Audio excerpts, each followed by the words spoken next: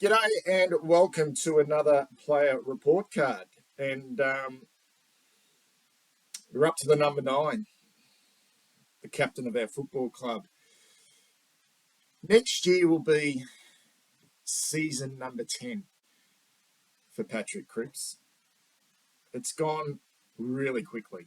It only seems like yesterday when he had that breakout game against St Kilda at the Cake Ton in Wellington, where he was magnificent that game, that Anzac Day game. And I know they gave the medal to Murphy, but that was his breakout performance. And I think in that game, his first year he only had played the 3 games, and then he had some injuries, and then he came out in that game. We thought then and there that we had a bloody special player at the football club. And it's unfortunate that he's been at a basket case of a football club up until this year. And just when we thought we had our shit together this year, we fall painfully short. And he goes into his 10th year with no finals, and a winning percentage of 31. But that will improve.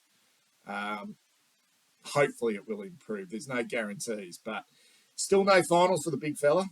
159 games. He notched up the 150 this year. He's now a really sort of seasoned campaigner.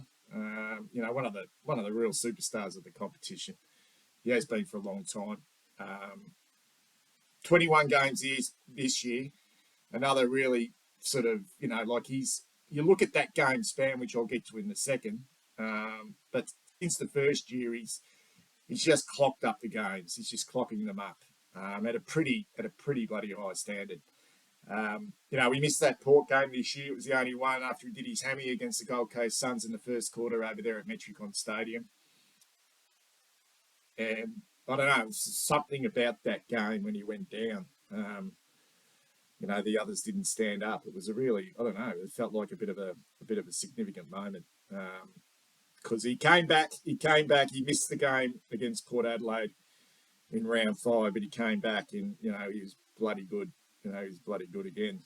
Career span games now, as I mentioned, just the 3 in his first season. But I think those numbers, 20, 21, 15, 22, 20, 17, 20 last year and 21 this year, shows, although he's been a little bit banged up, and he's had back concerns, knee injuries, shoulders at times, he's bloody durable.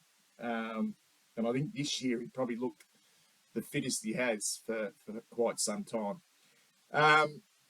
He's an inside mid who can go forward and kick a goal, but he's a midfielder who can drift forward and become a bit of a headache for the opposition. And he's a long haul. Signed that 6-year deal last year, which you would say would take him pretty much into the twilight of his career.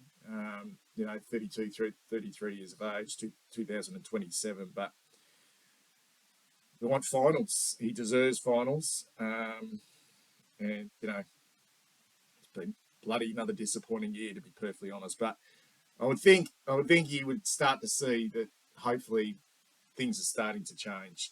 Statistically, he's elite in so many areas. Obviously disposals, top 15 in the competition, 28.1. Contested possessions, 15.3. Clearances, 7.7. Score involvement's brilliant, 6.7.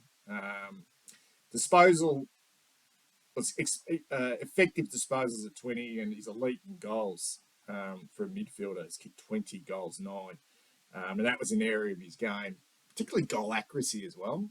I think that really improved, particularly at the start of the year. To have a midfielder that can hit the scoreboard, it's worth its weight in goal. This year he had a career high 41 disposals against the Crows at Adelaide Oval in that loss.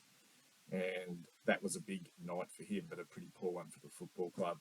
Above average in tackles, lays 5 a game and pressure acts at 20.7 for an inside midfielder. So he just doesn't, extract the ball. He's, when it's there to be won back, he's doing everything he can. Average in metres game, which we expect, uncontested possessions that we'd expect. And his disposal efficiency overall runs at 79. sorry, 70.9%. Best games, no doubt for me, his most dynamic games came early in the year.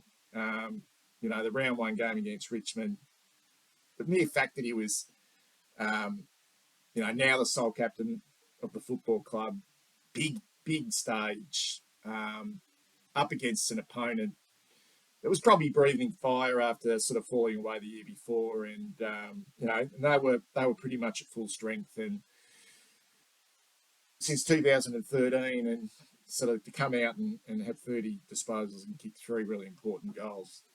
It was a massive game. And then he followed up a week later against high-quality opposition. Marcus Bontempelli led Western Bulldogs. He had 35 and 2 goals. Start to his season was unbelievable. And there was no way. I mean, no one can sustain that. Not in the type of position that he plays and with the pressure of being captain. There was always going to come a little bit of a lull in his form. And it didn't really dip too low.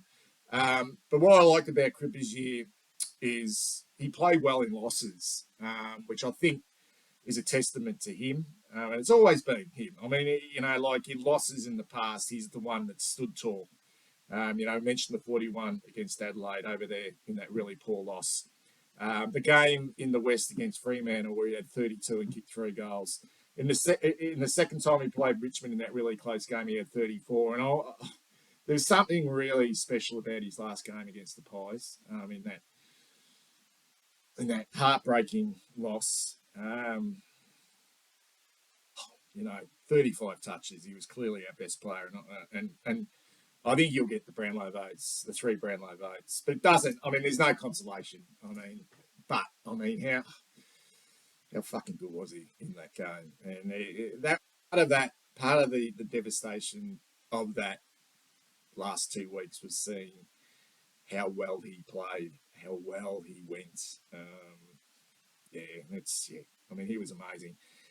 For me, he had that little sort of down patch, probably between rounds 15 through to about round 18. There was the loss against St Kilda. He wasn't great against the Eagles, even though we smashed them over there. He didn't play that well over there. And I thought his worst game was against the Cats at the MCG on that Saturday night. He only had the 4 clearances and 17 disposals, and he was down that night. Against they're a top team, and I think they taught us a football lesson that night, and he probably with his own performance. We know his strengths: contest, competitor, tackling, clearances, desperation to get his hands on the footy. Does everything to try and win it back. I think his leadership is growing. It looks like it's growing. It's hard to know what he's like internally, but just looking at the way he sort of goes about it on the field, he'd be amazing to play under, to play around someone like Patrick Cripps, and I think now his scoreboard impact, as I mentioned before, having a midfielder that can kick goals is worth its weight in gold. We know his speed, his speed more to defend, that sort of, to get back, and, that constant sort of, particularly when the game's really quick and it's not a contested game, he has to try and spread and defend and get back. He hasn't got great leg speed. He can sometimes get exposed, I suppose, from the opposition, and they do probably work through him. I think his brain fades dipped this year. I think, the less of trying to do everything, trying to take the opposition on and maybe one too many, weaves or, kicking on his left foot when he probably should have gone onto his right. Those brain fades are probably still there a little bit. I think his long kicking is a weakness. Kicks the ball too high. There's not a lot of penetration in his kicking. He's a better short kick. And I'd like to see him improve just his big moments, particularly late in games, steady head.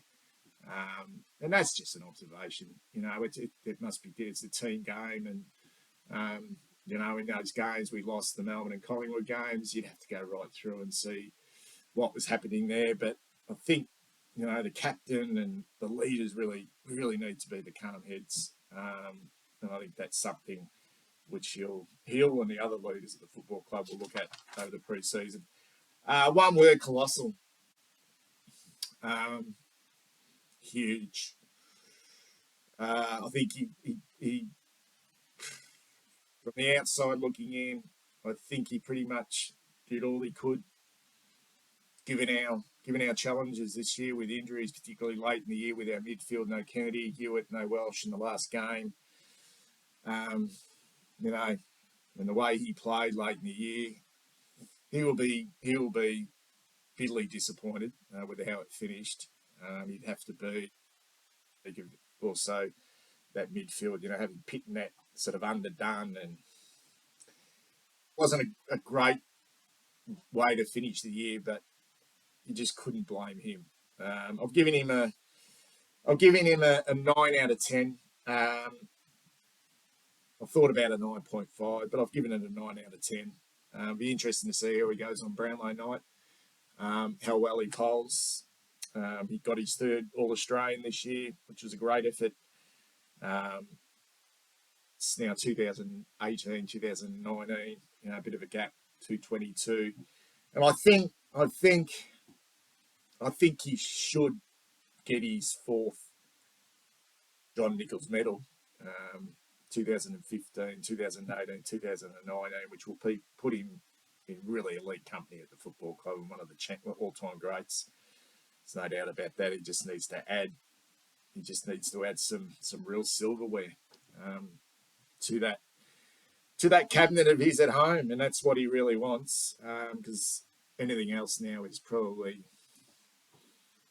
it probably doesn't cut it for him and for us, to be perfectly honest. But what a season it was by our captain. Let us know, what rating would have you given Patrick Cripps? What areas of his game did he improve this year? Did you see, obviously, sole captain now, did you see any differences? Let us know your thoughts in the comments below. Speak soon.